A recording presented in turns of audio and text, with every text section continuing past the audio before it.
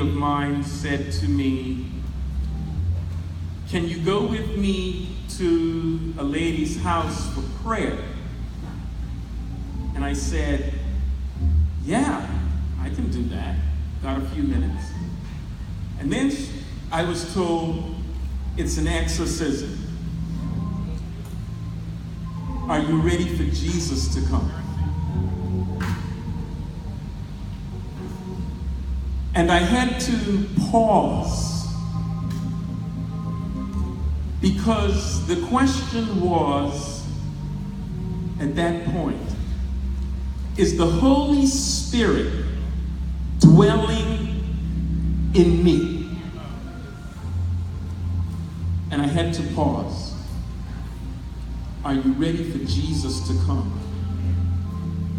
Are you ready for His Spirit to use you, because the Spirit is in you? As we live and move and have our being, saints, let us live with the certainty that we have given our hearts and our lives to Jesus afresh each day. We can't afford to skip a day when we, even as our feet touch the floor, we say to our Heavenly Father, "I am yours. Take this vessel, and no matter what happens, may your Spirit dwell in me." Because if you need to use me to clean up Satan's filth, Lord, let our relationship be so solid that it is not I, but Christ who walks into that home. May God continue to clean us up, because this crazy world is going to get crazier. Hurricanes, one after the other. Mexico struck by earthquake, seriously. Jesus is about to come. And if Satan realizes that, know that his toughest firestorm coming in our direction is happening, beginning to happen with more intensity even now. Let us make sure that we are fully surrendered. The exorcism that we need most is for the Holy Spirit to kick Satan to the curb once and for all, in my life and in yours. Are you ready for Jesus to come?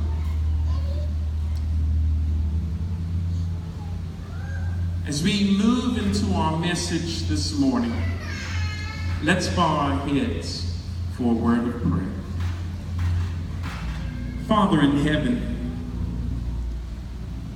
that thought resonates with us.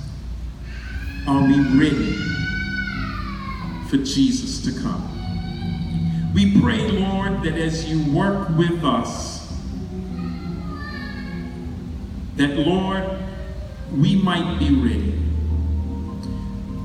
So, Father, in this moment, we give ourselves to you. Open our minds a little bit more. Open our ears a little bit more. Help us to see Jesus in this word and save us By your power we pray. In Jesus' name, amen.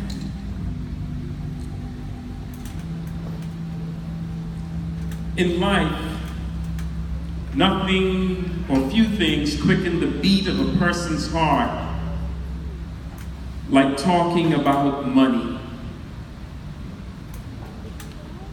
Nothing gets our pulses racing like a conversation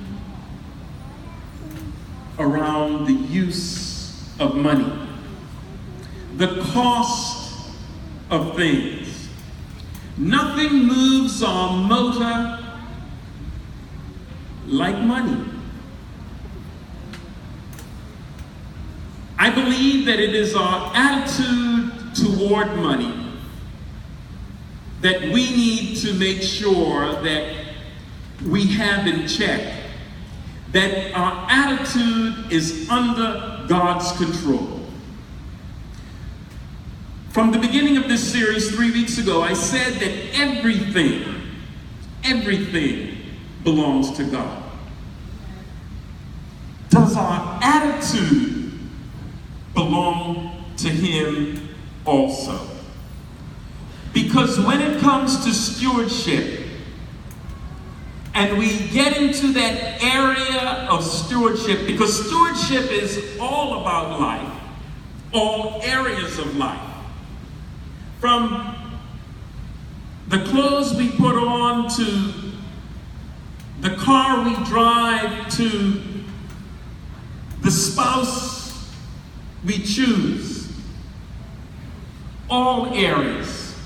The list is endless, because all of life given to Christ is a life of stewardship. And everything that He places under our influence is about stewardship. But our attitude toward money is vitally important to the pulse of our giving, because God loves a cheerful giver. Our giving, I believe, is a vital sign of our spiritual attitude. We are called to be good stewards, and good stewards are generous givers. There is no such thing as a bad attitude and a good steward. There is no such thing as righteous giving without righteous living first. It's utterly impossible. It's a clear contradiction for us to think that we can have a poor attitude about the things that God has entrusted to us and say that we are in love with Jesus. Appropriate stewardship emerges from appropriate attitudes. Those attitudes should be about God and how God wants us to manage that which He has given into our realm of influence. If stewardship were only about tithes and offerings, I wouldn't be able to identify individuals in the Bible who were great tithers and yet allowed themselves to be separated from God. I think of the rich young ruler. He had it all. He was a faithful giver. He probably even gave generously, some might say.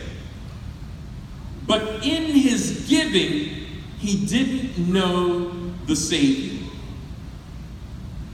I've knocked on doors, and perhaps you have too. When, as a church, we would go out as members to do harvest in gathering, a means of helping those less fortunate than ourselves.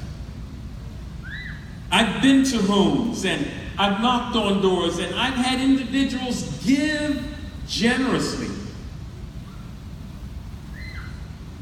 But when they found out that I was with a religious organization, they almost seemingly wanted to take the money back.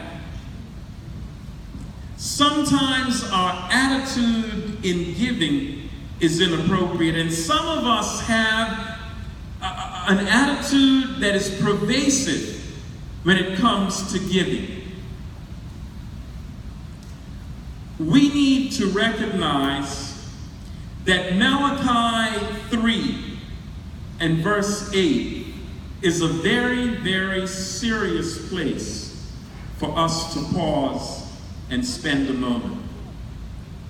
In Malachi chapter 3 and verse 8, it says there,